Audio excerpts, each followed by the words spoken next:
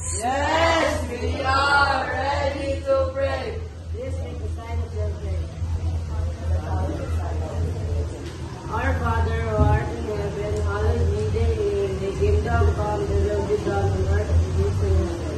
Give us this day our daily bread, and forgive us our trespasses, as we forgive those who trespass against us. And lead us not into temptation, but deliver us from evil. Amen.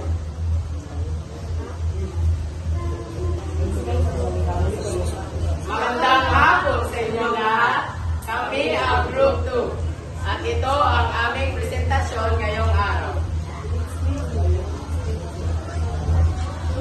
Sinaunang Roma. Motivational day. Sino ang gusto? Sinaunang Roma.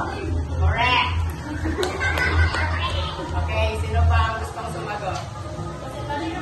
Right. Logic parade. Okay, Kaylan, can you guess the word?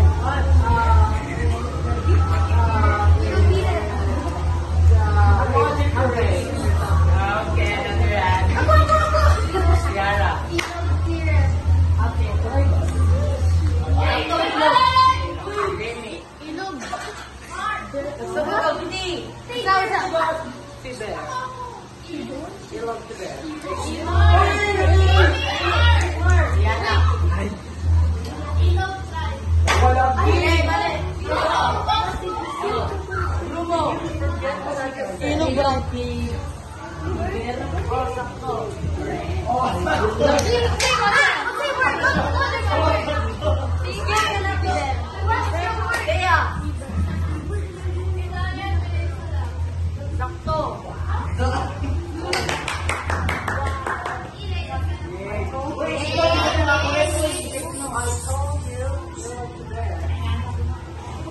Sinaunang Roma. Ang sinaunang Roma ay nagsimula bilang isang Italic na pamayanan ayon sa kaugalian na nakitsahan noong 753 BC. Sa kaugalian na nakitsahan tabi ng ilog Tiber sa Italian Peninsula.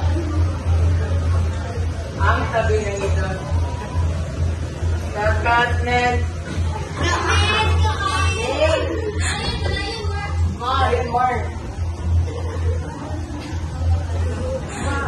Ang sinaunang Roma ay nagsimula bilang isang Italic na pamayanan ayon sa kaugalian ng napitsahan noong 753 BC.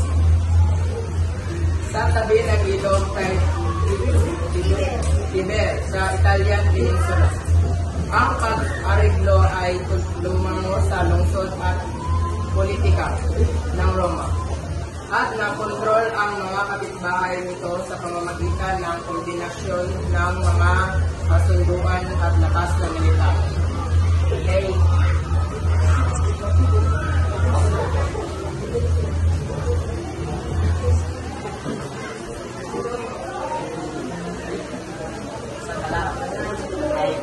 Skim tingog sis. Italian Peninsula na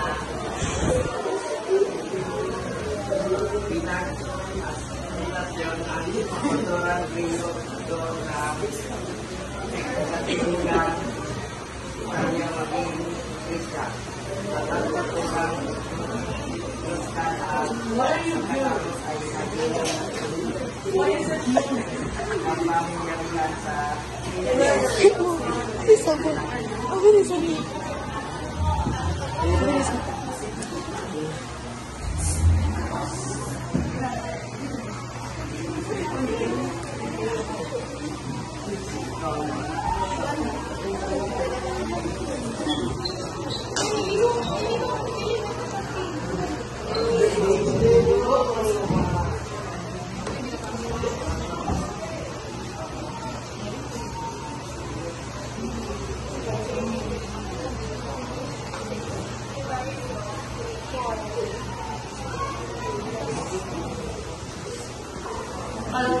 Doon ay konsiderado nito ay tayo po sila sa asimilasyon ng kulturang Griego na Mugang Italia at ang kulturang historical at pagkatapos ay naging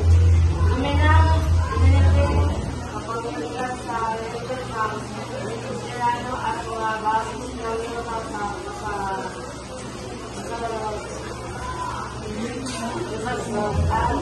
ito ang bayan ng Silagang Afrika. Ito, Europa at marami na sa Andorra, Europa, Amerika at sa Silagan. Kabilang ang at bahagi ng Mesopotamia at Syria.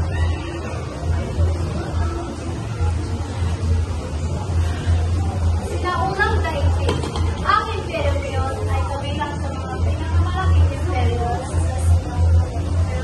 sa sinaunang daigdig sa saklaw sa humigit kulang 5 milyong kilometro luwag Grabe. Noong AD 170 na may tinitigyan 500 hanggang 90 milyong mga nanilangan, humigit kulang 30% ng populasyon ng noong panahon iyon.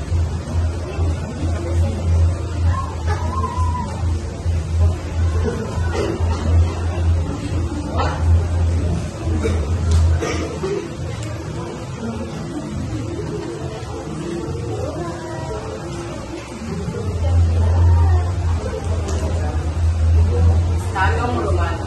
Ang Estadong Romano ay umunlad mula sa isang elektibong monarkiya tungo sa isang klasikal na republika at pagkatapos ay sa isang lalong autokratikong diktadurang militar noong panahon ng imperyo.